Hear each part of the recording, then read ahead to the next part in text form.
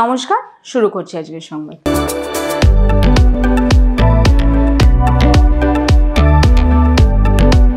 বিভিন্ন প্রাথমিক বিদ্যালয়ে উদ্ভিদজাত খাবারের প্রচারে গুরুত্ব দিয়েছে স্বেচ্ছাসেবী সংস্থা স্টার্টআপ ফাউন্ডেশন এবং doctor Abdul Kalam trust for education and charity. এই দুই সংস্থার পক্ষ থেকে পূর্ব বর্ধমান জেলার বরশুল নিম্ন বুনিয়াদী বিদ্যালয়ের ছাত্রছাত্রীদের হাতে উদ্ভিদজাত খাবারের প্রচার হিসেবে সয়াবিন তুলে দেওয়া হয়। আয়োজক সংস্থার পক্ষে সন্দীপন সরকার জানান, তিথি ভোজন প্রকল্পের অধীনে রয়েছে প্ল্যান্ট পাওয়ার ডে, তাই ছাত্র মননে উদ্ভিদজাত খাবারের উপকারিতা বিষয়টি প্রচারের ব্যবস্থা করা হয়েছে। তাদের মিড ডে মিলের খাবারে যাতে সয়াবিন দেওয়া হয়, তাই ওই বিষয়ে প্রচারের উদ্যোগ নেওয়া হয়েছে। আমরা আগামী দিনে আরো কয়েকটি স্কুলে যাব, সেখানেও মিড ডে মিলে যাতে উদ্ভিদজাত খাবার হিসেবে সয়াবিন দেওয়া হয় সেই বিষয়টি প্রচারের আলোকে নিয়ে আসবে। এই ধরনের খাবার খেলে ছাত্রছাত্রীদের সুস্বাস্থ্য গঠনের ক্ষেত্রে তা সহায়ক হবে বলে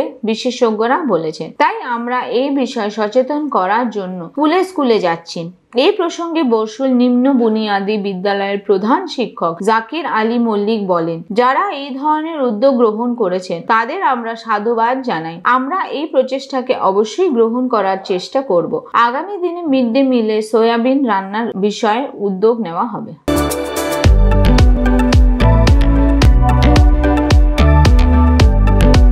আজকের সংবাদ এ পর্যন্তই। নমস্কার।